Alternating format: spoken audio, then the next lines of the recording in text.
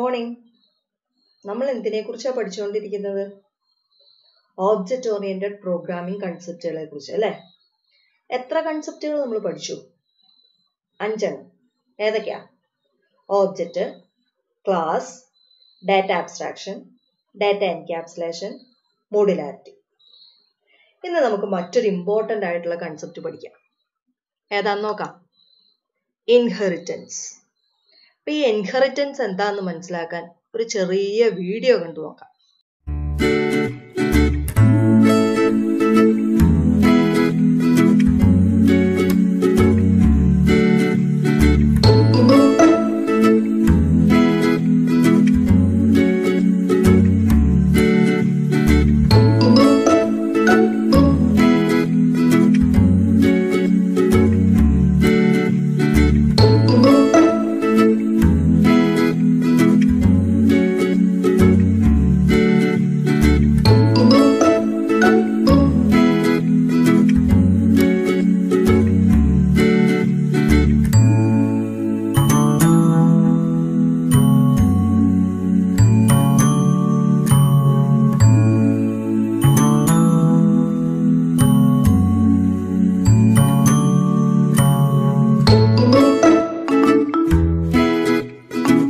Okay, അപ്പൊ ഈ വീഡിയോയിൽ നിന്ന് എന്താ നിങ്ങൾക്ക് മനസ്സിലായത്?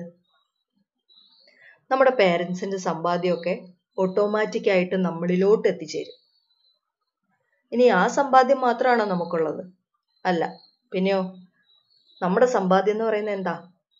ആ പാരമ്പര്യമായിട്ട് നമുക്ക് കിട്ടിയത് പ്ലസ് നമ്മൾ അധ്വാനിച്ച് വിയർപ്പൊഴുക്കി ഉണ്ടാക്കിയ നമ്മുടെ സമ്പാദ്യം. അത് രണ്ടും കൂടി ചേരുന്നതാണ് നമ്മുടെ സമ്പാദ്യം എന്ന് പറയുന്നത്, അല്ലേ? ഓക്കെ, അപ്പൊ ഈ പാരമ്പര്യമായിട്ട് നമുക്ക് ഈ സമ്പാദ്യം, ഈ പണം മാത്രമാണോ ലഭിക്കുന്നത്?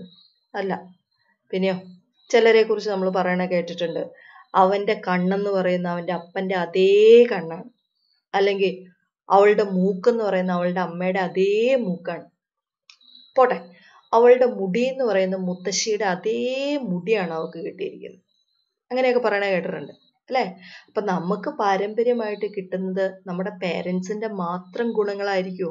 അല്ല, നമ്മുടെ ഗ്രാൻഡ് പേരൻസിന്റെ കിട്ടും, ഗ്രേറ്റ് ഗ്രാൻഡ് പേരൻസിന്റെ കിട്ടും. അങ്ങനെ തലമുറ കൈമാറി നമുക്ക് ഗുണങ്ങൾ കിട്ടും, അല്ലേ? ശരിക്കും അതിനെയാണ് ഇൻഹെറിറ്റൻസ് എന്ന് പറയുന്നത്. ഓക്കെ, അപ്പൊ ഇത് നമ്മുടെ കാര്യം. ഇനി നമുക്ക് നമ്മുടെ പ്രോഗ്രാമിംഗ് അല്ലെങ്കിൽ ഹൂപ്സ് കൺസെപ്റ്റ് അനുസരിച്ച് ഇൻഹെറിറ്റൻസ് എന്ന് വെച്ചാൽ എന്തെന്ന് നോക്കാം. അപ്പൊ ഇൻഹെറിറ്റൻസ് എന്ന് വെച്ചാൽ ഇതാണ്: it is the capability to define a new class in terms of an already existing class. അപ്പൊ എന്താ? ഓൾറെഡി ഉള്ള ഒരു ക്ലാസ്സിൽ നിന്ന് പുതിയൊരു ക്ലാസ് ഉണ്ടാക്കിയെടുക്കാൻ ഉള്ള കഴിവിനെയാണ് എന്തെന്ന് വിളിക്കുക? ഇൻഹെറിറ്റൻസ് എന്ന് വിളിക്കുക. അപ്പൊ എന്നാ ഓൾറെഡി നമ്മുടെ കയ്യിൽ ഒരു ക്ലാസ് ഉണ്ട്, നമ്മളൊരു ക്ലാസ് ഡിഫൈൻ ചെയ്ത് വെച്ചിട്ടുണ്ട്. ഇപ്പൊ എങ്ങനെയാ ഒരു ക്ലാസ് ഡിഫൈൻ ചെയ്യേണ്ടതെന്നൊക്കെ നമുക്കറിയാം. ക്ലാസ് എന്ന് വെച്ചാൽ എന്താണെന്ന് നമുക്കറിയാം. ക്ലാസ്സിന്റെ അകത്ത് ആരെല്ലാം ഉള്ളത്? ഡാറ്റ മെമ്പേഴ്സും ആ ഡാറ്റ മെമ്പേഴ്സുമായിട്ട് ബന്ധപ്പെട്ട കുറേ മെമ്പർ ഫംഗ്ഷൻസും ഒക്കെയാ ക്ലാസ്സിന്റെ അകത്ത് നമ്മൾ ഡിഫൈൻ ചെയ്ത് വെക്കുക, അല്ലെ? അങ്ങനെ ഡിഫൈൻ ചെയ്ത് വെച്ചിരിക്കുന്ന ക്ലാസ്സിൽ നിന്ന് വീണ്ടും പുതിയ ക്ലാസ്സുകൾ നമുക്ക് ഡിറൈവ് ചെയ്തെടുക്കാൻ സാധിക്കും. ആ ഒരു കഴിവിനെയാണ് എന്തെന്ന് വിളിക്കുക? ഇൻഹെറിറ്റൻസ് എന്ന് വിളിക്കുക. ഇനി മറ്റൊരു രീതി പറഞ്ഞാൽ എന്താ inheritance? Inheritance is the process by which objects of one class acquire the properties of objects of another class. എന്ന് വെച്ചാൽ ഒരു ക്ലാസിന്റെ ഓബ്ജക്ട്സിന് മറ്റൊരു ക്ലാസിന്റെ ഓബ്ജക്റ്റിന്റെ പ്രോപ്പർട്ടീസിനെ ആക്സസ് ചെയ്യാനുള്ള കഴിവ്, അതിനെയാണ് ഇൻഹെറിറ്റൻസ് എന്ന് വിളിക്കുക. അതായത് നമുക്കറിയാം, ക്ലാസിന്റെ മെമ്പേഴ്സിനെ നമ്മൾ ആക്സസ് ചെയ്യുന്നത് ആരിലൂടെയോ? ഒരു കാറ്റഗറിയിൽപ്പെട്ട മെമ്പറിനെ മാത്രമേ നമുക്ക് ക്ലാസ്സിന് വെളിയിൽ ആക്സസ് ചെയ്യാൻ പറ്റുള്ളൂ. ആരെയാ? പബ്ലിക് മെമ്പറിനെ, അല്ലെ? ആ പബ്ലിക് മെമ്പറിനെ നമ്മൾ ആക്സസ് ചെയ്യുന്ന ആരിലൂടെയോ? ഓബ്ജക്ട്സ് ഉപയോഗിച്ച. അപ്പോൾ ഒരു ഓബ്ജക്റ്റ് എന്ന് പറയുന്നത് രണ്ടാളുകൾ ചേരുന്നതാണ് ഓബ്ജക്റ്റ് എന്ന് പറയുന്നത്. ആരൊക്കെയാ? ഡാറ്റ മെമ്പറും മെമ്പർ ഫങ്ഷൻസും. അപ്പോൾ ഒരു ക്ലാസിന്റെ ഓബ്ജക്റ്റിന്റെ ഈ ഡാറ്റ മെമ്പറിനെയും മെമ്പർ ഫങ്ഷൻസിനെയും മറ്റൊരു ക്ലാസ് ഓബ്ജക്റ്റിനെ ആക്സസ് ചെയ്യാനായിട്ട് സാധിക്കും. ആ പ്രോസസ്സിനെയാണ് ശരിക്കും എന്തെന്ന് വിളിക്കുക? ഇൻഹെറിറ്റൻസ് എന്ന് വിളിക്കുക. ഒരു ഡയഗ്രാം നോക്കാം. ഇവിടെ നോക്കിക്കേ, ഇതൊരു ക്ലാസ്. ഇതാണ് ഓൾറെഡി എക്സിസ്റ്റിംഗ് ക്ലാസ്. ഈ ക്ലാസ്സിന്റെ പ്രോപ്പർട്ടീസ് ആണ്. പ്രോപ്പർട്ടീസ് മീൻസ് ഡാറ്റ മെമ്പേഴ്സും മെമ്പർ ഫംഗ്ഷൻസും ചേരുന്നതിനെ നമ്മൾ പ്രോപ്പർട്ടി എന്ന് വിളിച്ചു കേട്ടോ. അപ്പൊ പ്രോപ്പർട്ടി എ ഉണ്ട്, പ്രോപ്പർട്ടി ബി ഉണ്ട്.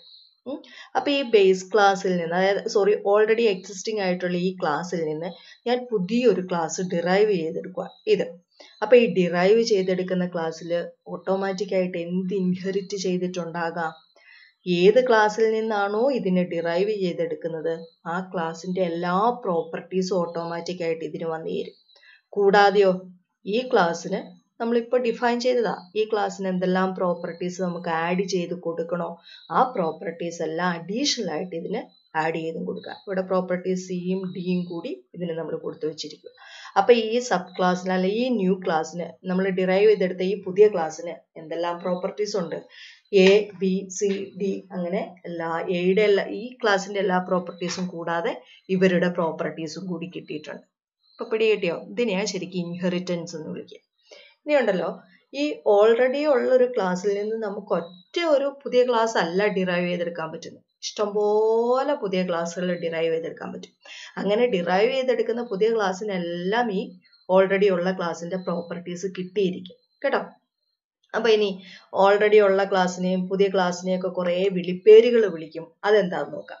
അപ്പൊ ഈ എക്സിസ്റ്റിംഗ് ക്ലാസ്സിനെ നമുക്ക് മെയിൻ ക്ലാസ് എന്ന് വിളിക്കാം, പേരന്റ് ക്ലാസ് എന്ന് വിളിക്കാം, ബേസ് ക്ലാസ് എന്ന് വിളിക്കാം, മാസ്റ്റർ ക്ലാസ് എന്ന് വിളിക്കാം, സൂപ്പർ ക്ലാസ് എന്ന് വിളിക്കാം. ഇതിൽ ഏത് പേരിൽ വേണമെങ്കിലും ഇയാളെ നമുക്ക് അഡ്രസ് ചെയ്യാം. അതുപോലെ പുതിയ ക്ലാസ്സിനെ ഡിറൈവ്ഡ് ക്ലാസ് എന്ന് വിളിക്കാം, സബ് ക്ലാസ് എന്ന് വിളിക്കാം, ചൈൽഡ് ക്ലാസ് എന്ന് വിളിക്കാം. അപ്പൊ ഇവരുടെ വിളിപ്പേരുകളാണിത്. അപ്പൊ നമുക്ക് ബേസ് ക്ലാസ് എന്നും സബ് ക്ലാസ് എന്നും വിളിക്കാം. ഓക്കെ.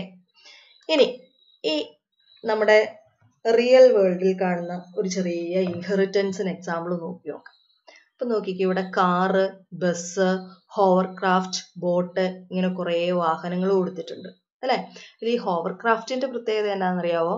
വെള്ളത്തിലും കരയിലും ഒരേപോലെ പ്രവർത്തിക്കുവാനായിട്ട്, ഓടുവാനായിട്ട് ഇതിന് സാധിക്കും. അങ്ങനത്തെ വെഹിക്കിളിനെയാണ് നമ്മൾ ഹോവർക്രാഫ്റ്റ് എന്ന് പറയുക. ഓക്കെ. അപ്പൊ നോക്കിക്കേ, നമ്മൾ മെയിൻ ആയിട്ട് നമുക്കൊരു ക്ലാസ് ഉണ്ടായിരുന്നു. ക്ലാസ് എന്നാ വെഹിക്കിൾ എന്ന് പറയുന്ന ഒരു ക്ലാസ് നമ്മൾ ഡിറൈവ് ചെയ്ത് വെച്ചിട്ടുണ്ട്. ആ വെഹിക്കിൾ എന്ന് പറയുന്ന ക്ലാസ്സിൽ നിന്ന് നമ്മൾ 2 സബ് ക്ലാസ്സുകൾ ഡിറൈവ് ചെയ്തെടുത്തു. ഏതൊക്കെയാ? ലാൻഡ് വെഹിക്കിൾ എന്ന് പറയുന്ന ഒരു ക്ലാസ്സും വാട്ടർ വെഹിക്കിൾ എന്ന് പറയുന്ന മറ്റൊരു ക്ലാസ്സും. അപ്പൊ ഈ ലാൻഡ് വെഹിക്കിളിനും വാട്ടർ വെഹിക്കിളിനും ഇപ്പൊ എന്തുണ്ട്? ഈ വെഹിക്കിളിന്റെ എല്ലാ പ്രോപ്പർട്ടീസും ഇവർക്ക് ഓട്ടോമാറ്റിക് ആയിട്ട് വന്നു കഴിഞ്ഞു അല്ലെ, ഇൻഹെറിറ്റ് ചെയ്ത് കിട്ടിക്കഴിഞ്ഞു. ഇനി ഈ ലാൻഡ് വെഹിക്കിളിൽ നിന്ന് നമ്മൾ ഇഷ്ടംപോലെ സബ് ക്ലാസ്സുകൾ നമുക്ക് ഡിറൈവ് ചെയ്തെടുക്കാൻ പറ്റും അല്ലെ. അപ്പൊ ഈ ലാൻഡ് വെഹിക്കിളിൽ നിന്ന് ഞാൻ ഡിറൈവ് ചെയ്തെടുത്ത എന്റെ സബ് ക്ലാസ്സുകളാ കാർ എന്ന് പറയുന്ന ഒരു സബ് ക്ലാസ് ഉണ്ട്, ബസ് എന്ന് പറയുന്ന ഒരു സബ് ക്ലാസ് ഉണ്ട്, കൂടാതെ ഹോവർക്രാഫ്റ്റ് എന്ന് പറയുന്ന മറ്റൊരു സബ് ക്ലാസ് ഉണ്ട് അല്ലെ. അപ്പൊ ഈ 3 സബ് ക്ലാസ്സിനും എന്ത് കിട്ടിയിട്ടുണ്ടെന്നൊന്ന് ആലോചിച്ച് നോക്കിയേ. ഇവരുടെ പ്രോപ്പർട്ടീസ് ഉണ്ട്, അത് പ്ലസ് ആരുടെ എല്ലാം പ്രോപ്പർട്ടീസ് ഓട്ടോമാറ്റിക് ആയിട്ട് കിട്ടി? ലാൻഡ് വെഹിക്കിളിന്റെയും പ്രോപ്പർട്ടീസ് ഇവരിലോട്ട് ഓട്ടോമാറ്റിക് ആയിട്ട് ഇൻഹെറിറ്റ് ചെയ്തു വരും. അതുപോലെ ഈ ഹോവർക്രാഫ്റ്റ്, ബോട്ട്. അപ്പൊ ഈ ഹോവർക്രാഫ്റ്റിന് ഒരു പ്രത്യേകതയുണ്ട്. ആരുടെയെല്ലാം പ്രോപ്പർട്ടീസ്, ആരുടെയെല്ലാം ക്വാളിറ്റീസ് ഇൻഹെറിറ്റ് ചെയ്ത് കിട്ടുക? Land vehicle plus water vehicle plus vehicle. ഇവരുടെ 3 പേരുടെ എല്ലാ പ്രോപ്പർട്ടീസും ആർക്ക് കിട്ടിയിരിക്കും? ഹോവർക്രാഫ്റ്റിന് കിട്ടിയിരിക്കും അല്ലെ. അതുപോലെ ബോട്ടിന് ആരുടെ എല്ലാം പ്രോപ്പർട്ടീസ് കിട്ടും? വാട്ടർ വെഹിക്കിളിന്റെയും പ്രോപ്പർട്ടീസ് ആണ് ബോട്ടിന് കിട്ടുക. ഇനി നോക്കിക്കേ, ഈ ബസ്സിൽ നിന്ന് വീണ്ടും നമുക്ക് സബ് ക്ലാസ്സുകൾ ഡിറൈവ് ചെയ്തെടുക്കാൻ പറ്റും. ഇപ്പൊ ബസ് തന്നെ പല കാറ്റഗറി ഉണ്ട് അല്ലെ. ഡബിൾ ഡെക്കർ ബസ് ഉണ്ട്, പിന്നെ ലോ ഫ്ലോർ ബസ് ഉണ്ട്, വോൾവോ ബസ് ഉണ്ട്. അങ്ങനെ ബസ് തന്നെ പല പല കാറ്റഗറി ഉണ്ട്. ഇവരിൽ നിന്ന് വീണ്ടും നമുക്ക് ക്ലാസ്സുകൾ ഡിറൈവ് ചെയ്ത് പോകാം. അവർക്കെല്ലാം ഓട്ടോമാറ്റിക് ആയിട്ട് അതിന്റെ മുമ്പിലത്തെ ബേസ് ക്ലാസ്സുകളുടെ എല്ലാ ക്വാളിറ്റീസും കിട്ടിയിരിക്കും. ഓക്കെ. അപ്പൊ ഇതിനെയാണ് ശരിക്കും ഇൻഹെറിറ്റൻസ് എന്ന് പറയുന്നത്. ഇനി ക്വാളിറ്റീസ് മാത്രമാണോ നമുക്ക് ഇൻഹെറിറ്റ് ചെയ്ത് കിട്ടുക? എല്ലാ ക്വാളിറ്റീസും ഇൻഹെറിറ്റ് ചെയ്ത് കിട്ടുമോ? ഒരിക്കലുമില്ല. നമ്മുടെ പേരൻസിന്റെ എല്ലാ ക്വാളിറ്റീസും നമുക്ക് ഒരിക്കലും ഇൻഹെറിറ്റ് ചെയ്ത് കിട്ടില്ല. നമ്മുടെ ലോകത്തുള്ള ഓരോ മനുഷ്യരും വ്യത്യസ്തരാണ് അല്ലെ. അതുപോലെ ഈ ഇൻഹെറിറ്റൻസ് ഉപയോഗിച്ച് നമുക്ക്, അതായത് നമ്മുടെ ബേസ് ക്ലാസിന്റെ എല്ലാ ക്വാളിറ്റീസും നമുക്ക് സബ് ക്ലാസ്സിലോട്ട് കൊണ്ടുവരാനായിട്ട് സാധിക്കില്ല. അതിനെ കൺട്രോൾ ചെയ്യാനായിട്ട് കുറച്ച് ആക്സസ് സ്പെസിഫയേഴ്സ് ഒക്കെ ഉണ്ട്. അത് നമുക്ക് നോക്കാം. ഇനി എന്താണ് ഇൻഹെറിറ്റൻസിന്റെ നീഡെന്ന്, ഇൻഹെറിറ്റൻസ് കൊണ്ടുവരേണ്ട ആവശ്യകത എന്താണ് ഇൻഹെറിറ്റൻസിന്റെ ഉപയോഗം എന്നൊക്കെ നമുക്ക് നോക്കാം. അപ്പോൾ ഒന്നാമത്തെ പ്രോപ്പർട്ടി ഇതാണ്, inheritance is capable for expressing the inheritance relationship of real world models. അപ്പം നമ്മുടെ നിത്യജീവിതത്തിൽ കാണുന്ന റിയൽ വേൾഡ് മോഡൽസിന് ഇൻഹെറിറ്റൻസ് റിലേഷൻഷിപ്പ് ഉണ്ട്. അവർക്ക് ഇൻഹെറിറ്റ് ചെയ്ത് കിട്ടുന്ന കാര്യങ്ങളുണ്ട്. ആ റിലേഷൻഷിപ്പിനെ എക്സ്പ്രസ് ചെയ്യാനായിട്ട് പര്യാപ്തനാണ് ആരെന്ന് പറയുന്നത്, നമ്മുടെ ഇൻഹെറിറ്റൻസ് എന്ന് പറയുന്നത്. ഒന്നാമത്തെ ക്വാളിറ്റി അതാണ്. ഇനി അതിന് ചെറിയ എക്സാമ്പിൾ പറഞ്ഞിരിക്കുക, നമ്മളിപ്പോൾ കണ്ടത് കാറിന് എവിടെ നിന്ന് ആ പ്രോപ്പർട്ടീസ് എല്ലാം ഇൻഹെറിറ്റ് ചെയ്ത് കിട്ടും.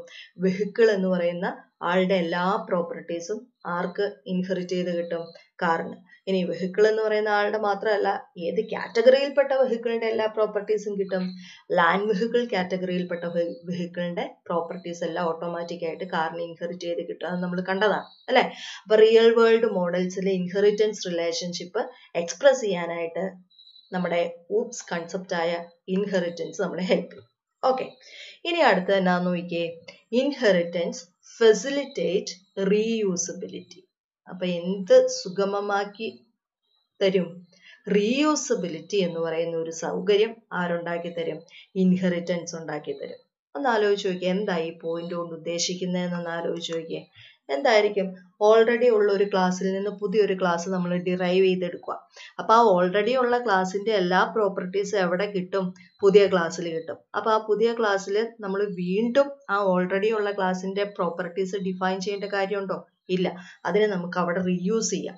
അത് കൂടാതെ പുതിയ ക്ലാസ്സിന് എന്തുണ്ട്? അഡീഷണൽ ആയിട്ട് പ്രോപ്പർട്ടീസ് ആഡ് ചെയ്യാനും സാധിക്കും അല്ലെ. അപ്പൊ അതാണ് ഇൻഹെറിറ്റൻസ് ഫെസിലിറ്റേറ്റ് റീയൂസബിലിറ്റി കൊണ്ട് ഉദ്ദേശിക്കുക കേട്ടോ. നോക്കിക്കേ, additional details can be added to a class by deriving a new class. പുതിയൊരു ക്ലാസ് ഡിറൈവ് ചെയ്ത് ഓൾറെഡി ഉള്ള ഒരു ക്ലാസ്സിന് കുറച്ച് അഡീഷണൽ ആയിട്ട് എന്തെങ്കിലും കാര്യങ്ങൾ വേണമെങ്കിൽ നമുക്ക് കൂട്ടിച്ചേർക്കാം. അതിനെ മാറ്റാതെ, അതായത് ഓൾറെഡി ഉള്ള ക്ലാസ്സിന് മാറ്റം വരുത്താതെ ആ ഓൾറെഡി ഉള്ള ക്ലാസ്സിൽ നിന്ന് പുതിയൊരു ക്ലാസ് ഡിറൈവ് ചെയ്തെടുത്ത് നമുക്ക് അഡീഷണൽ ആയിട്ടുള്ള കാര്യങ്ങൾ കൂട്ടിച്ചേർക്കാം. ഇനി class once defined need not be redefined എന്ന് വെച്ചാൽ ഒരിക്കലും ഡിഫൈൻ ചെയ്ത ക്ലാസ്സിനെ നമുക്ക് വീണ്ടും റീഡിഫൈൻ ചെയ്യേണ്ട കാര്യമുണ്ടോ? റീഡിഫൈൻ ചെയ്യേണ്ട കാര്യമില്ല. ഓൾറെഡി ഉള്ള ക്ലാസ്സിന്റെ എല്ലാ പ്രോപ്പർട്ടീസും നമുക്ക് ന്യൂ ക്ലാസ്സിൽ ആക്സസ് ചെയ്യാൻ സാധിക്കും. ഓക്കെ, ഇനി അടുത്തത് ഇത് ഇമ്പോർട്ടൻ്റ് ആണ്, ട്രാൻസിറ്റീവ് നേച്ചർ ഓഫ് ഇൻഹെറിറ്റൻസ് എന്നാണ് അടുത്തത്. ട്രാൻസിറ്റീവ് നേച്ചർ എന്ന് വെച്ചാൽ ഇത്രയേ ഉള്ളൂ. ഇപ്പം ഒരു സബ് ക്ലാസ് ബി, അതായത് നമ്മളൊരു ബി എന്ന് പറയുന്ന ഒരു സബ് ക്ലാസ് ഏതിൽ നിന്ന് ഡിറൈവ് ചെയ്തെടുത്തു? എ എന്ന് പറയുന്ന ബേസ് ക്ലാസ്സിൽ നിന്ന് ഡിറൈവ് ചെയ്തെടുത്തു എന്നിരിക്കട്ടെ. അപ്പൊ ഇങ്ങനെ ഡിറൈവ് ചെയ്തെടുക്കുമ്പോൾ തന്നെ നമുക്കറിയാം എയുടെ എല്ലാ പ്രോപ്പർട്ടീസും ഓട്ടോമാറ്റിക് ആയിട്ട് ആർക്ക് ഇൻഹെറിറ്റ് ചെയ്ത് കിട്ടിയിട്ടുണ്ടാവും? ബിക്ക് ഇൻഹെറിറ്റ് ചെയ്ത് കിട്ടിയിട്ടുണ്ടാവും. ഇനി ഈ ബിയിൽ നിന്ന് നമ്മൾ മറ്റൊരു സബ് ക്ലാസ് സി ഡിറൈവ് ചെയ്യാന്നിരിക്കട്ടെ. അപ്പൊ എയിൽ നിന്ന് ഡിറൈവ് ചെയ്താണ് ബി. അപ്പൊ ബിക്ക് ഓട്ടോമാറ്റിക് ആയിട്ട് എയുടെ എല്ലാ ക്വാളിറ്റീസും ഇൻഹെറിറ്റ് ചെയ്ത് കിട്ടിയിട്ടുണ്ടാവും. ഇനി നമ്മൾ ഈ ബിയിൽ നിന്ന് ആരെ ഡിറൈവ് ചെയ്യാൻ പോവാ? സി എന്ന് പറയുന്ന ക്ലാസ് സബ് ക്ലാസ് ഡിറൈവ് ചെയ്യാൻ പോവാ. അപ്പൊ എന്തായിരിക്കും? ഈ സിക്ക് ഓട്ടോമാറ്റിക് ആയിട്ട് ഈ ബിയുടെ എല്ലാ പ്രോപ്പർട്ടീസും കിട്ടും. അതുപോലെ തന്നെ എയുടെ എല്ലാ പ്രോപ്പർട്ടീസും സിക്ക് ഓട്ടോമാറ്റിക് ആയിട്ട് ഇൻഹെറിറ്റ് ചെയ്ത് കിട്ടും. അതിനെയാണ് ട്രാൻസിറ്റീവ് നേച്ചർ ഓഫ് ഇൻഹെറിറ്റൻസ് എന്ന് പറയുന്നത്. ഓക്കെ, അപ്പൊ എന്താന്ന് നോക്കിയേ, if A sub class B inherits the properties of its base class A. If we define a subclass C based on B, then C will inherit the properties of A. അപ്പം എന്താ? B എന്ന് പറയുന്ന ഒരു sub class ഇവിടെ നിന്ന് derive ചെയ്തു, A എന്ന് പറയുന്ന ബേസ് ക്ലാസ്സിൽ നിന്ന് ഡിറൈവ് ചെയ്തു. എന്നിട്ടോ ബിയിൽ നിന്ന് വീണ്ടും നമ്മൾ മറ്റൊരു സബ് ക്ലാസ്സോടെ ഡിറൈവ് ചെയ്യുക അല്ലെ. പേരനാ സി. അപ്പൊ സിക്ക് ഓട്ടോമാറ്റിക് ആയിട്ട് ആരുടെ പ്രോപ്പർട്ടീസും കൂടി ഇൻഹെറിറ്റ് ചെയ്ത് കിട്ടുമെന്ന്? ഈ ബിയുടെ ബേസ് ക്ലാസ് ആയ എയുടെ പ്രോപ്പർട്ടീസും കൂടി ഇൻഹെറിറ്റ് ചെയ്ത് കിട്ടുമെന്ന്. ഓക്കെ, ഇനി അടുത്തതായിട്ട് പലതരത്തിൽ ഈ ഇൻഹെറിറ്റൻസ് തന്നെ പല ഡിഫറെന്റ് ഫോമിലുണ്ട്. ഒരു 5 ഡിഫറെന്റ് ഫോമുകളെ കുറിച്ച് നമുക്ക് പഠിക്കണം. അപ്പൊ അത് ഏതൊക്കെയാണെന്ന് നോക്കാം. അപ്പൊ ഒന്നാമത്തെ കാറ്റഗറി ഏതാ? സിംഗിൾ ഇൻഹെറിറ്റൻസ് എന്ന് വിളിക്കും. സിംഗിൾ ഇൻഹെറിറ്റൻസ് എന്ന് വെച്ചാൽ ഇത്രയേ ഉള്ളൂ, when a sub class inherits from only one base class then it is known as single inheritance. ഇപ്പൊ എന്താ, ഒരു സബ് ക്ലാസ് ഒറ്റ ഒരു ബേസ് ക്ലാസ്സിൽ നിന്ന് ഡിറൈവ് ചെയ്തെടുക്കുകയാണ്. ഒറ്റ ഒരു ബേസ് ക്ലാസിന്റെ പ്രോപ്പർട്ടീസ് മാത്രം ഒരു സബ് ക്ലാസ്സിന് ഇൻഹെറിറ്റ് ചെയ്ത് കിട്ടുവാണ്. അങ്ങനെയെങ്കിൽ അത്തരത്തിൽപ്പെട്ട ഇൻഹെറിറ്റൻസിനെയാണ് എന്തെന്ന് വിളിക്കുക? Single inheritance. അതിന്റെ ഡയഗ്രം ഒന്ന് നോക്കിയേ. ഇപ്പൊ ബി എന്ന് പറയുന്ന സബ് ക്ലാസ് ഏതിൽ നിന്ന് ഡിറൈവ് ചെയ്തതാ? എയിൽ നിന്ന് ഡിറൈവ് ചെയ്തതാ. അന്നേരം എന്നാ ചെയ്യും? ഈ ബി എന്ന് പറയുന്ന സബ് ക്ലാസ്സിന് ഈ എ എന്ന് പറയുന്ന ഒറ്റ ഒരു ബേസ് ക്ലാസിന്റെ പ്രോപ്പർട്ടീസ് ഇൻഹെറിറ്റ് ചെയ്ത് കിട്ടും. When a sub class inherits from, അതായത് ഒരു സബ് ക്ലാസ് എവിടെ നിന്ന് ഇൻഹെറിറ്റ് ചെയ്യുക? Only one base class. അപ്പൊ ദാ ഈ സബ് ക്ലാസ്സിന് ആരെ ആക്സസ് ചെയ്യാം? എയുടെ എല്ലാ പ്രോപ്പർട്ടീസും ആക്സസ് ചെയ്യാം. അപ്പൊ അതിനെയാണ് എന്തെന്ന് വിളിക്കുക? സിംഗിൾ ഇൻഹെറിറ്റൻസ് എന്ന് വിളിക്കുക. ഇനി രണ്ടാമത്തെ ഫോമാണ് മൾട്ടിപ്പിൾ ഇൻഹെറിറ്റൻസ്. അപ്പൊ മൾട്ടിപ്പിൾ ഇൻഹെറിറ്റൻസ് എന്ന് വെച്ചാൽ when a sub class inherits from more than one base class, ഒന്നിലധികം ബേസ് ക്ലാസ്സിൽ നിന്ന് ഒരു സബ് ക്ലാസ് നമ്മൾ ഡിറൈവ് ചെയ്യും. അതായത് ഒരു സബ് ക്ലാസ്സിന് ഒന്നിലധികം ബേസ് ക്ലാസിന്റെ പ്രോപ്പർട്ടീസ് ഇൻഹെറിറ്റ് ചെയ്ത് കിട്ടുക. അങ്ങനെയെങ്കിൽ അതിനെയാണ് എന്തെന്ന് വിളിക്കുക? Multiple inheritance. ഡയഗ്രം നോക്കിയേ. ഒരു സബ് ക്ലാസ് സി, ഈ സിക്ക് ആരുടെ എല്ലാം ഗുണങ്ങൾ ഇൻഹെറിറ്റ് ചെയ്ത് കിട്ടുക? എയുടെയും ബിയുടെയും. അതായത് എയിൽ നിന്നും ബിയിൽ നിന്നും നമ്മൾ ഡിറൈവ് ചെയ്തെടുത്ത, ഒന്നിലധികം ബേസ് ക്ലാസ്സിൽ നിന്ന് ഡിറൈവ് ചെയ്തെടുത്ത ഒരു സബ് ക്ലാസ് ആണ് സി. അപ്പൊ ഈ സിക്ക് ആരുടെ എല്ലാം ക്വാളിറ്റീസ് ഇൻഹെറിറ്റ് ചെയ്ത് കിട്ടും? എയുടെയും ബിയുടെയും. ഓക്കെ, അതിനെയാണ് നമ്മൾ എന്തെന്ന് വിളിക്കുക? Multiple inheritance. ഇനി അടുത്ത ഏതാന്ന് നോക്കാം. ഹൈറാർക്കിക്കൽ ഇൻഹെറിറ്റൻസ് എന്നാണ്. ഹൈറാർക്കിക്കൽ ഇൻഹെറിറ്റൻസ് എന്ന് വെച്ചാൽ when more than one sub class inherits from a single base class, then it is known as hierarchical inheritance. അപ്പൊ എന്താ? ഒന്നിലധികം സബ് ക്ലാസ്സുകൾ നമ്മൾ എവിടെ നിന്ന് ഡിറൈവ് ചെയ്തെടുക്കുന്നു? ഒറ്റ ഒരു ബേസ് ക്ലാസ്സിൽ നിന്ന്. അതായത് ഒന്നിലധികം സബ് ക്ലാസ്സുകൾക്ക് ഒരൊറ്റ ഒരു ബേസ് ക്ലാസിന്റെ പ്രോപ്പർട്ടീസ് ഇൻഹെറിറ്റ് ചെയ്ത് കിട്ടുകയാണ് എങ്കിൽ അതിനെയാണ് എന്തെന്ന് വിളിക്കുക? ഹൈറാർക്കിക്കൽ ഇൻഹെറിറ്റൻസ് എന്ന് വിളിക്കുക. അപ്പൊ നോക്കിക്കേ, എ ബി എന്ന് പറയുന്ന സബ് ക്ലാസ് ആരുടെ? സിയുടെ. അതായത് സി എന്ന് പറയുന്ന ഒരു സിംഗിൾ ബേസ് ക്ലാസിന്റെ സബ് ക്ലാസ് ആണ് എയും ബിയും. സിയിൽ നിന്ന് നമ്മൾ ഡിറൈവ് ചെയ്തെടുത്തിരിക്കുന്ന ഇവര്. അപ്പൊ ഈ എക്കും ബിക്കും എന്ത് ചെയ്യും? ഒരു സിംഗിൾ സബ് ക്ലാസിന്റെ എല്ലാ സിംഗിൾ സബ് ക്ലാസ് ആയ സിംഗിൾ ബേസ് ക്ലാസ് ആയ സിയുടെ എല്ലാ ക്വാളിറ്റീസും എക്കും ബിക്കും ഇൻഹെറിറ്റ് ചെയ്ത് കിട്ടും.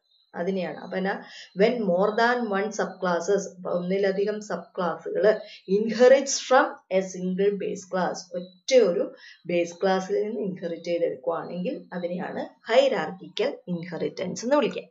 ഇനി അടുത്തത് മൾട്ടി ലെവൽ ഇൻഹെറിറ്റൻസ്. അപ്പൊ എന്താന്ന് നോക്കിയാൽ multi level inheritance. When a subclass inherits from a base class that itself inherits from another base class, then it is called a multi-level inheritance. അപ്പൊ എന്താ? ഒരു സബ് ക്ലാസ്, ആ സബ് ക്ലാസ് എന്നാ ചെയ്യും? Inherits from A base class. അതായത് C എന്ന് പറയുന്ന sub class എവിടെ നിന്ന് ഇൻഹെറിറ്റ് ചെയ്ത് വന്നിരിക്കുന്നു? ബിയിൽ നിന്ന്. ദെൻ ആ base class itself is inherit from another base class. അപ്പൊ ബി എന്ന് പറയുന്ന സിയുടെ ബേസ് ക്ലാസ് എന്തിന്റെ സബ് ക്ലാസ്സാ? എയുടെ സബ് ക്ലാസ്സാ അല്ലെ? അപ്പൊ ബി എന്ന് പറയുന്നതിനും ഇൻഹെറിറ്റ് ചെയ്ത് കിട്ടും ഏത് ബേസ് ക്ലാസിന്റെ ക്വാളിറ്റീസ്? എയുടെ ക്വാളിറ്റീസ്. അപ്പൊ അതിനെയാണ് എന്തെന്ന് വിളിക്കുക?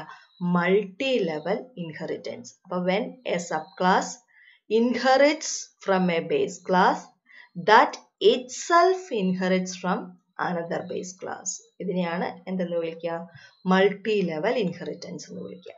ഇനി അടുത്ത ലാസ്റ്റ് വൺ, അഞ്ചാമനാണ് ഹൈബ്രിഡ് ഇൻഹെറിറ്റൻസ് എന്ന് വിളിക്കുക. എന്താണ് ഹൈബ്രിഡ് ഇൻഹെറിറ്റൻസ്? എന്നാ നോക്കാം. When a subclass inherits from more than one base classes in which each of these base class inherits from a single base class. This form of inheritance is known as hybrid inheritance. വെച്ചാൽ ഒരു sub class, ആ sub class ആരിൽ നിന്ന് inherit ചെയ്ത് വന്നിരിക്കുന്ന? More than one base class, ഒന്നിലധികം base ക്ലാസ്സിൽ നിന്ന് നമ്മൾ ഡിറൈവ് ചെയ്തെടുത്തിരിക്കുന്ന ഒരു സിംഗിൾ സബ് ക്ലാസ്സാണ് അല്ലെ. ഇനി ആ ഒന്നിലധികം ബേസ് ക്ലാസ്സിന് പ്രത്യേകതയുണ്ട്. അവരെല്ലാം വീണ്ടും that it self inherit from a single base class, ഒരു സിംഗിൾ ബേസ് ക്ലാസ്സിൽ നിന്ന്, അതായത് ഡിയുടെ ബേസ് ക്ലാസ് ആയ ബിയും സിയും, ആ ബിയും സിയും എന്ന് പറയുന്നത് ആരുടെ സബ് ക്ലാസ്സാ? എ എന്ന് പറയുന്ന ഒരു സിംഗിൾ ബേസ് ക്ലാസിന്റെ. അപ്പൊ നമ്മൾ മറ്റൊരു രീതിയിൽ പറഞ്ഞാൽ എ എന്ന് പറയുന്ന ബേസ് ക്ലാസിന്റെ രണ്ട് സബ് ക്ലാസ്സുകളാണ് ആരൊക്കെ? ബിയും സിയും. ആ രണ്ട് ബിയും സിയും എന്ന് പറയുന്ന രണ്ട് സബ് ക്ലാസ്സിൽ നിന്ന് ആ രണ്ടുപേരെ ഉപയോഗിച്ചാണ് നമ്മൾ മറ്റൊരു സബ് ക്ലാസ് ഡിറൈവ് ചെയ്തെടുത്തിരിക്കുന്നത്. പേരെന്താണ്? ഡി. അപ്പൊ ഈ രീതിയിൽ നമുക്ക് ഇൻഹെറിറ്റൻസ് ഉണ്ടാക്കിയെടുക്കാൻ സാധിക്കും. അപ്പൊ ഇൻഹെറിറ്റൻസിന്റെ 5ാമത്തെ ഫോമാണിത്. അപ്പൊ അതിനെ നമ്മൾ എന്തെന്ന് വിളിക്കും? ഹൈബ്രിഡ് ഇൻഹെറിറ്റൻസ് എന്ന് വിളിക്കും. അപ്പൊ എന്നതാ? A sub class inherits from more than one base classes, in which each of these base class inherits from a single base class. അതിനെയാണ് നമ്മൾ എന്തെന്ന് വിളിക്കുക? ഹൈബ്രിഡ് ഇൻഹെറിറ്റൻസ് എന്ന് വിളിക്കുക. ഓക്കെ, ഇനി അടുത്തൊന്ന് നോക്കിയേ. A derived class inherits all the members of the base class. അപ്പോൾ ഒരു ഡിറൈവ്ഡ് ക്ലാസ്സിന് ബേസ് ക്ലാസിന്റെ എല്ലാ മെമ്പേഴ്സും ഇൻഹെറിറ്റ് ചെയ്ത് കിട്ടും. പക്ഷെ ഉണ്ടല്ലോ, ഡിറൈവ്ഡ് ക്ലാസിന്റെ അകത്ത് ബേസ് ക്ലാസിന്റെ നോൺ പ്രൈവറ്റ് മെമ്പേഴ്സിനെ മാത്രമേ നമുക്ക് ഡയറക്റ്റ് ആയിട്ട് യൂസ് ചെയ്യാൻ പറ്റൂ. അപ്പോൾ ഒരു ബേസ് ക്ലാസ്സിൽ നിന്ന് സബ് ക്ലാസ് ഡിറൈവ് ചെയ്യുമ്പോൾ അതിന്റെ എല്ലാ ക്വാളിറ്റീസും നമുക്ക് ഇൻഹെറിറ്റ് ചെയ്ത് കിട്ടും. പക്ഷേ ബേസ് സബ് ക്ലാസിന്റെ അകത്ത് അല്ലെങ്കിൽ ഡിറൈവ്ഡ് ക്ലാസിന്റെ അകത്ത് നമുക്ക് ഡയറക്റ്റ് ആയിട്ട് ആരെ മാത്രമേ ഉപയോഗിക്കാൻ പറ്റുള്ളൂ? Non private members. അതായത് നമ്മൾ ആക്സസ് സ്പെസിഫയേഴ്സ് പഠിച്ചിരുന്നു. ഏതൊക്കെയുണ്ടെന്നാ പഠിച്ചത്? പബ്ലിക്, പ്രൈവറ്റ്, പിന്നെ ഒരാളും കൂടി ഉണ്ടെന്ന് പഠിച്ചു, പ്രൊട്ടക്റ്റഡ് ഉണ്ടെന്നും കൂടി പഠിച്ചു അല്ലെ. അപ്പൊ ആ പ്രൊട്ടക്റ്റഡിന്റെ പ്രത്യേകത എന്താണെന്നറിയാവോ? പ്രൈവറ്റിന്റെ പ്രത്യേകത നമുക്കറിയാം, ക്ലാസ്സിനുള്ളിൽ മാത്രമേ ഉപയോഗിക്കാൻ പറ്റുള്ളൂ, ക്ലാസ്സിന്റെ പ്രൈവറ്റ് ആളാന്നാണ് നമ്മൾ പഠിച്ചത്. ഇനി ഈ പ്രൊട്ടക്റ്റഡിന്റെ പ്രത്യേകത, പ്രൊട്ടക്റ്റഡ് മെമ്പേഴ്സിനെ ആ ക്ലാസ്സിൽ നിന്ന് മറ്റൊരു ക്ലാസ് ഡിറൈവ് ചെയ്തെടുക്കുകയാണെങ്കിൽ അവർക്ക് ഡയറക്റ്റ് ആയിട്ട് ആക്സസ് ചെയ്യാൻ പറ്റും. അതായത് പ്രൊട്ടക്റ്റഡ് മെമ്പേഴ്സിനെ എവിടെ ഇൻഹെറിറ്റ് ചെയ്ത് കിട്ടും? സബ് ക്ലാസ്സിൽ ഇൻഹെറിറ്റ് ചെയ്ത് കിട്ടും. പക്ഷെ ക്ലാസ്സിന് വെളിയിൽ ഉപയോഗിക്കാൻ പറ്റത്തൂല്ല. ക്ലാസ്സിന്റെ മെമ്പർ അല്ലാത്ത ഒരു ഫംഗ്ഷന് പ്രൊട്ടക്റ്റഡ് മെമ്പറിനെ ഉപയോഗിക്കാൻ പറ്റത്തില്ല. പക്ഷെ പ്രൊട്ടക്റ്റഡ് മെമ്പറിനെ ഇൻഹെറിറ്റ് ചെയ്ത് കിട്ടുന്ന സബ് ക്ലാസ്സിനെ അതിനെ ഉപയോഗിക്കാൻ പറ്റും. അതാണ് പ്രൊട്ടക്റ്റഡ് മെമ്പറിന്റെ പ്രത്യേകത. പബ്ലിക്കിന്റെ പ്രത്യേകത എന്താ? അതിനെ ആർക്ക് വേണമെങ്കിലും സബ് ക്ലാസിന്റെ അകത്ത് ഉപയോഗിക്കാം, അതുപോലെ തന്നെ ക്ലാസിന്റെ മെമ്പർ അല്ലാത്ത ആളുകൾക്ക് ഉപയോഗിക്കാം. ഈ നോൺ പ്രൈവറ്റ് മെമ്പേഴ്സ് ഡയറക്റ്റ് ആയിട്ട് ആക്സസ് ചെയ്യാൻ പറ്റുള്ളൂ എന്ന് പറഞ്ഞാൽ ഇപ്പൊ ആരെയൊക്കെ ആക്സസ് ചെയ്യാമെന്ന് മനസ്സിലായില്ലേ? ആരെയൊക്കെയാ? പബ്ലിക് മെമ്പറിനെ ആക്സസ് ചെയ്യാൻ പറ്റും, പ്രൊട്ടക്റ്റഡ് മെമ്പറിനെയും സബ് ക്ലാസ്സിനുള്ളിൽ ആക്സസ് ചെയ്യാൻ പറ്റും. ഓക്കെ, ഇനി നമുക്ക് എങ്ങനെയാ ഒരു ഇൻഹെറിറ്റൻസ് നടപ്പാക്കിയെടുക്കുന്നതെന്ന് നോക്കാം. നമ്മുടെ C++ പ്രോഗ്രാമിൽ ഇൻഹെറിറ്റൻസ് എങ്ങനെ നടപ്പാക്കിയെടുക്കാം, ഒരു കുഞ്ഞു പ്രോഗ്രാം എങ്ങനെ ചെയ്തെടുക്കാം, അതിന്റെ സിന്റാക്സും കാര്യങ്ങളും ഒക്കെ പഠിക്കാം. അപ്പൊ ഇൻഹെറിറ്റൻസ് തന്നെ ഡിഫറെന്റ് ഫോംസ് നമ്മൾ കണ്ടു, 5 ഡിഫറെന്റ് ഫോം കണ്ടു അല്ലെ. അതിൽ ആദ്യത്തെ ആള്, ഇതിനെക്കുറിച്ചൊക്കെ ചുമ്മാ ഒരു ബേസിക് ആയിട്ട് ഒരു ഐഡിയ ഉണ്ടാക്കി പോയാൽ മതി. ഡീറ്റെയിൽഡ് ആയിട്ടൊക്കെ ഹയർ സ്റ്റഡീസിന് ചെല്ലുമ്പോൾ നിങ്ങൾ പഠിച്ചോളൂ കേട്ടോ.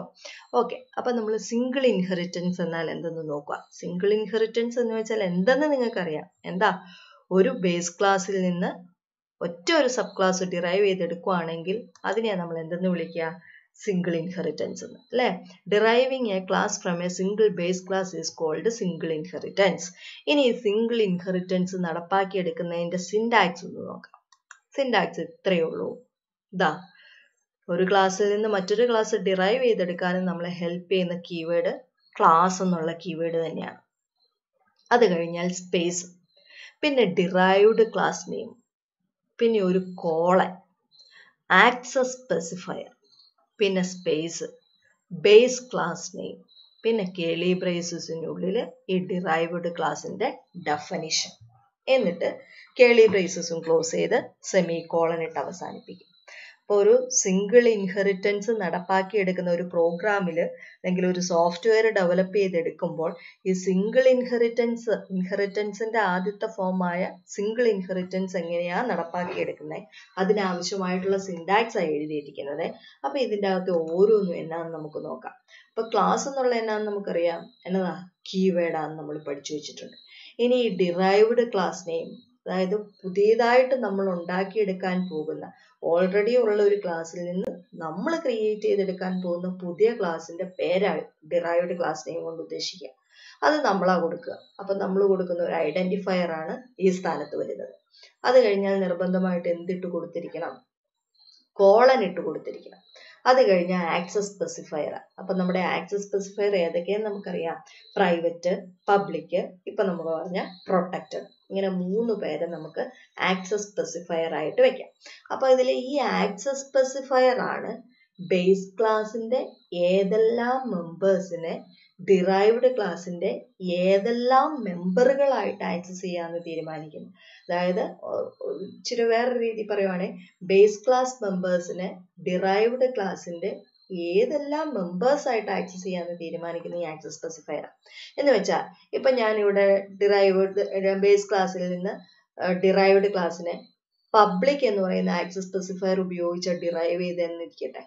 അപ്പൊ എന്റെ ബേസ് ക്ലാസിന്റെ പബ്ലിക് മെമ്പറിനെ ഡിറൈവ്ഡ് ക്ലാസിന്റെ പബ്ലിക് മെമ്പർ ആയിട്ട് ഉപയോഗിക്കാൻ പറ്റും.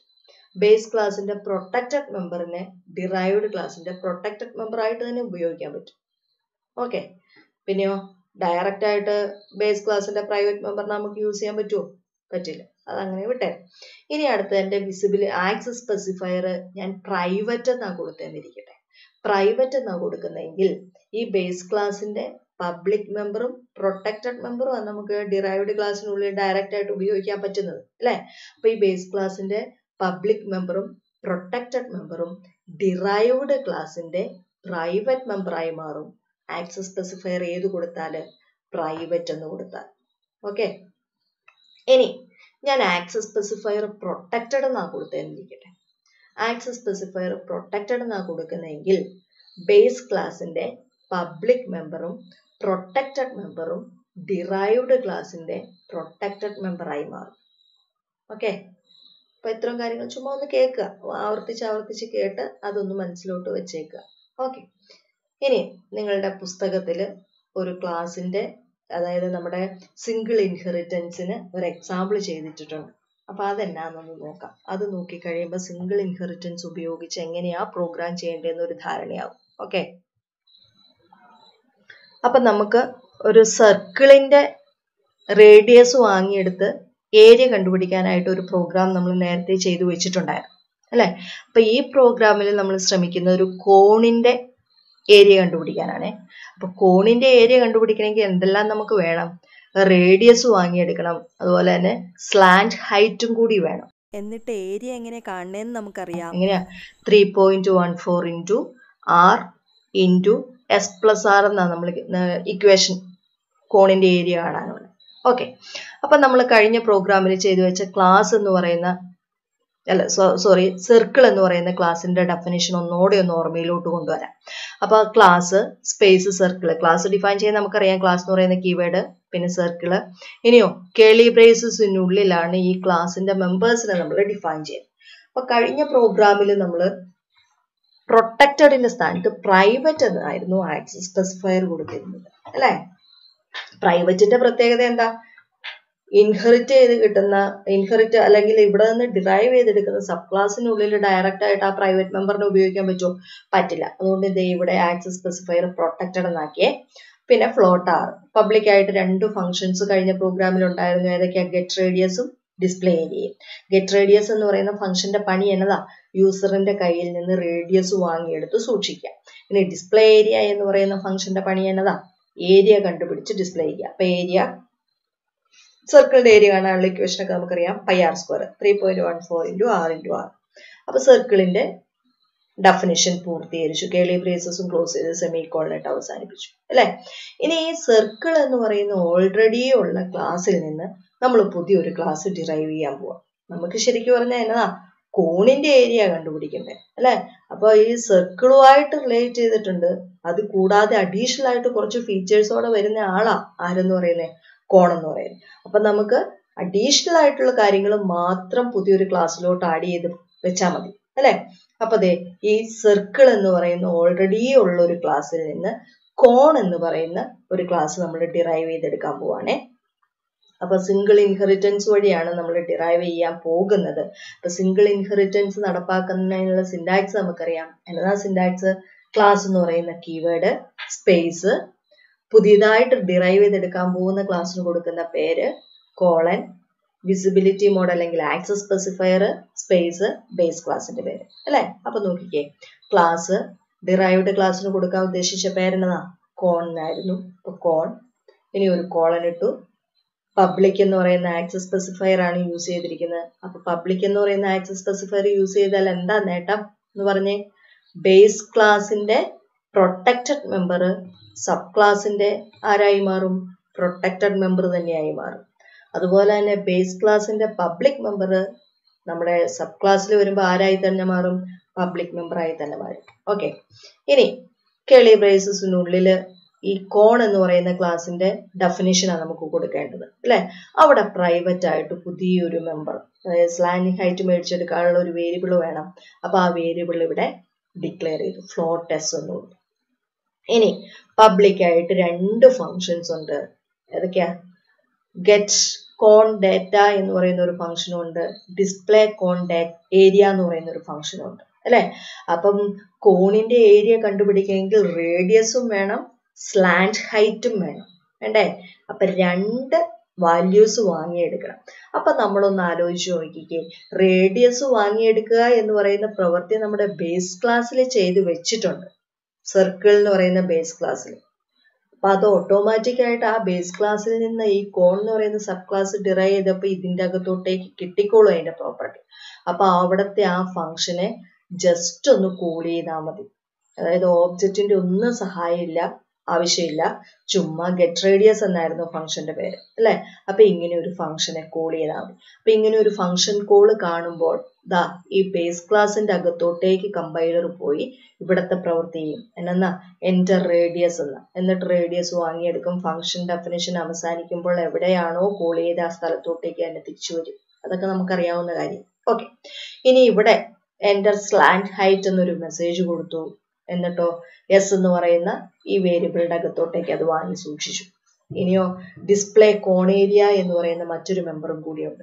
അതിന്റെ അകത്ത് കോണിന്റെ ഏരിയ കാണാനുള്ള ഇക്വേഷൻസ് കൊടുത്ത് അതിനെ ഡിസ്പ്ലേ ചെയ്തു. ഇപ്പൊ area is equal to 3.14 into R into S plus R.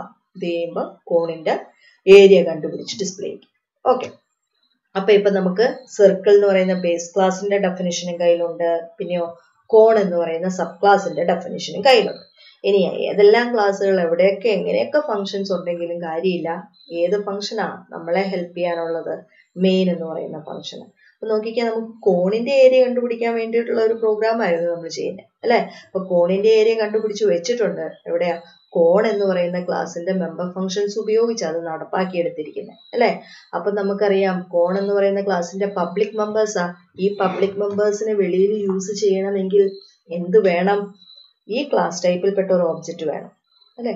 ഇനി ഈ പ്രോഗ്രാം ഉപയോഗിച്ച് സർക്കിളിന്റെ ഏരിയ കണ്ടുപിടിക്കണമെങ്കിൽ ഏത് കാറ്റഗറിയിൽപ്പെട്ട ഓബ്ജക്റ്റ് പിള്ളേരെ ഡിക്ലെയർ ചെയ്യണ്ടേ? സർക്കിൾ എന്ന് പറയുന്ന ക്ലാസിന്റെ ഓബ്ജക്റ്റ് ഡിക്ലെയർ ചെയ്യണ്ടേ കേട്ടോ.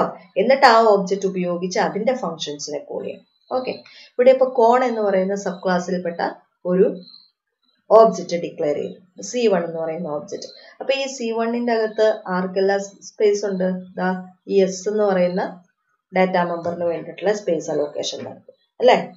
ഓക്കെ, ഇനിതേ സി ഡോട്ട് ഗെറ്റ് കോൺ ഡാറ്റ, അതായത് C1 ഡോട്ട് C അല്ല C1 ആണ്. അപ്പൊ C1 ഉപയോഗിച്ച് കോൺ എന്ന് പറയുന്ന ക്ലാസിന്റെ മെമ്പർ ഫംഗ്ഷനെ കോൾ ചെയ്തു. അപ്പൊ ഇങ്ങനെ ഒരു ഫംഗ്ഷൻ കോൾ സ്റ്റേറ്റ്മെന്റ് കാണുമ്പോൾ കമ്പൈലർ അതിന്റെ ഡെഫിനിഷന്റെ അകത്തോട്ടേക്ക് ജമ്പ് ചെയ്യും. അതിന്റെ ഡെഫിനിഷന്റെ അകത്ത് കൊടുത്തു വെച്ചിരിക്കുക ഫസ്റ്റ് സ്റ്റേറ്റ്മെന്റ് എന്താ? അതിന്റെ ബേസ് ക്ലാസ് ഫംഗ്ഷനെ കോൾ ചെയ്തതാ. അപ്പൊ ബേസ് ക്ലാസിന്റെ ഡെഫിനിഷന്റെ അകത്തോട്ടേക്ക് ജമ്പ് ചെയ്യും. എൻറ്റർ ദ റേഡിയസ്, എന്നിട്ട് അത് വാങ്ങിയെടുക്കും.